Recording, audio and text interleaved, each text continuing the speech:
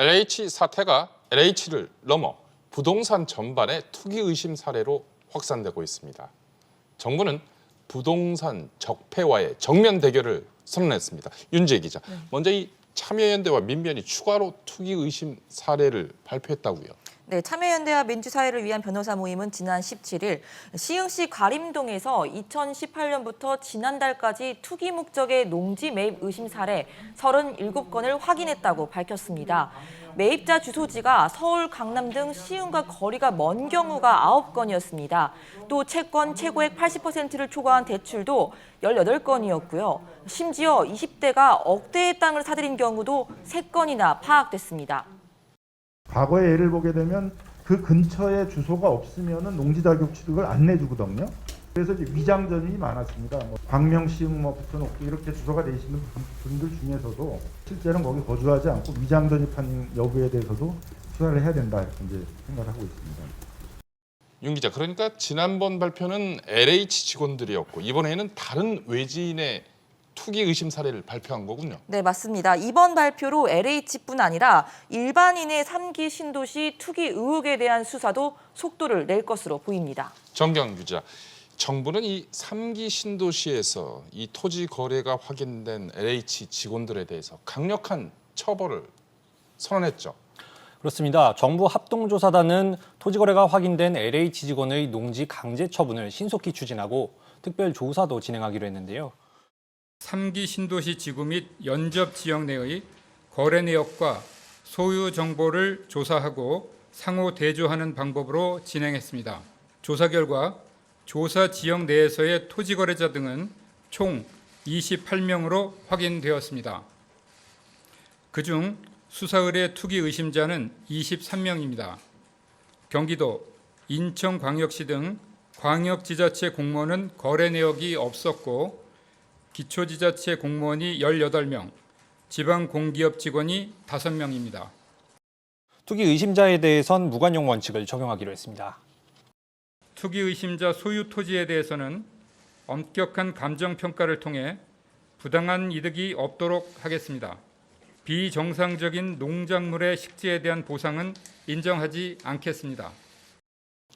투기 의심자에 대해서 아직 수사와 법적 판단이 이루어지지 않았지만 정부는 할 수 있는 최대한의 처벌을 하겠다 이런 거군요. 그렇습니다.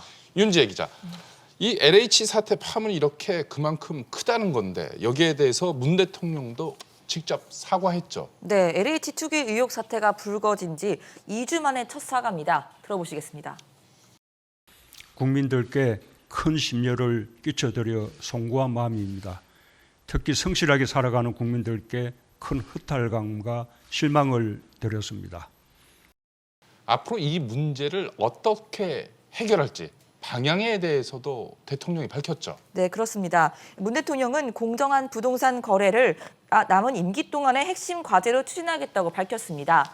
수사 확대뿐 아니라 법 제도 개선에 대한 강력한 의지로 해석됩니다. 사과에 앞서 문 대통령은 국민이 근본적인 해결책을 요구하고 있다면서 부동산 적폐 청산을 선언했습니다. 부동산 불로소득을 통해 자산 불평등을 날로 심화시키고 우리 사회 불공정의 뿌리가 되어온 부동산 적폐를 청산하라는 것입니다. 단호한 의지와 결기로 부동산 적폐 청산과 투명하고 공정한 부동산 거래 질서 확립을 남은 임기 동안 핵심적인 국정과제로 삼아 강력히 추진하겠습니다. 이런 가운데 문 대통령에 대한 지지율이 30%로 하락했네요. 네, 그렇습니다. 문재인 대통령의 국정 운영 지지도가 4개 기관 합동 전국 지표 조사 사상 최저치를 기록했습니다. 대통령의 국정 운영에 대한 긍정평가는 39%로 전주보다 5%포인트 하락을 했고요.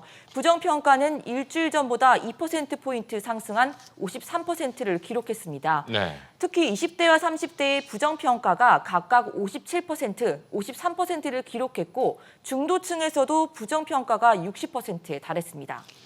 대통령의 사과와 해결 방향 이렇게 이어진 잇따른 발언들 어떻게 해석을 해야 될까요? 네, 이번 사안을 정면 돌파하겠다는 의지로 풀이됩니다. 먼저 비단 광명시흥 등 3기 신도시뿐만 아니라 과거 각종 개발 사업에서 공무원의 투기 행위를 철저하게 밝히고 또 부동산 시장 교란 행위 등 적폐를 뿌리뽑겠다는 겁니다. 이에 따라 경제부처의 대책과 개선 방안이 뒤따를 것으로 보입니다. 부동산 투기의 예방, 적발, 처벌, 환수 등 전 과정에 걸친 대책을 마련 중에 있으며 이와 함께 부동산 시장 교란 4대 불법 불공정 행위를 포함한 그동안의 부동산 적폐를 완전히 척결할 대책도 함께 적극적으로 강구 중에 있습니다. 하지만 일각에서는 집권 말기에 가능할지 회의적인 시각도 있습니다. 지금 정부에서 최선을 다해서 하더라도 임기가 남지 않았고 이것만 넘어가면 된다. 뭐 이런 심리도 있을 것 같고요. 끝나면 계속 동력을 가지겠는가. 그리고 이제 법적으로 어떻게 조치를 하려면은 시간이 많이 걸리고 불법 여부를 밝히는데 굉장히 어려울 거예요. 대통령의 정면 돌파 의지를 여당이 읽은 걸까요? 이 민주당이 이 국민의힘이 요구한 특검을 받아들이기로 했죠. 네, 맞습니다. 국민의힘 주호영 원내대표는 지난 16일 국회에서 긴급 기자회견을 열고 특검과 국정조사 실시를 요구한다고 밝혔습니다. 또 국회의원을 포함해서 이 청와대 등 고위공직자와 선출직에 대한 전수조사도 요구를 했는데요. 민주당도 바로 수용을 했습니다. 또 국정조사에 대해서도 적극 검토하겠다고 밝혔습니다. 정광훈 기자, LH 사태 수사 어디까지 진척이 됐나요? 수사 상황 살펴볼까요? 경찰이 주축이 된 특수본은 지난 18일 기준으로 부동산 특이 의혹 37건, 관련자 198명을 조사했는데요. 지금까지 LH 본사와 국토부, 광명시청 등을 압수수색했습니다. 투기 증거를 찾기 위해 휴대전화와 PC 등을 분석 중인데요. 경찰은 또 광명시흥 외에 인천 계양, 부천 대장 등 3곳의 토지고래도 전수조사했습니다. 동의서 미제출자 127명의 명단도 특별수사본부에 통보할 계획입니다. 아울러 이번 2차 조사에서도 총 237명의 주택거래 내역 등을 확인하였고 이 또한 수사 참고 자료로 활용할 수 있도록 특별수사본부에 관련 자료를 이첩할 예정입니다. 그러면 수사는 크게 어떤 방향으로 지금 진행되고 있는 건가요? LH 직원 외에 시의원, 지자체 공무원 등으로 조사가 확대되고 있는데요. 지역적으로도 3기 신도시에서 세종, 포천 등 범위가 넓어지고 있습니다. 용인시는 반도체 클러스터 부지 특이 의혹과 관련해 공무원 3명을 수사 의뢰한 상태인데요. 부산시와 여야 정치권은 부산 선출직과 고위 공무원 등의 부동산 비리를 조사하는 특별기구를 구성하기로 했습니다. 여기에 경기도, 충청북도, 대구 등 다른 지자체에서도 관련 조사가 이루어지고 있습니다. 또 블라인드 앱에 차명 투기가 LH의 혜택이자 복지다. 안 입고 오면 우리 회사로 이직하라며 조롱성 글을 올린 LH 직원에 대해서도 경찰이 수사 중인데요. LH는 해당 직원을 업무방해와 명예훼손 혐의로 고발한 상태입니다. 이렇게 봤을 때 전체적으로 아직 수사가 시작 단계지만 검경, 정부, 지자체 등 전방위적으로 수사와 조사가 이루어지고 있는 상태입니다. 정 기자, 그럼 여야가 합의한 특검은 언제부터 본격적으로 수사에 들어가나요? 4월 말이나 5월 초에서야 특검 수사가 시작될 것으로 보입니다. 특검법이 이달 안에 통과돼도 통상 특검 임명과 준비 절차 등에 한 달 이상이 걸리기 때문입니다.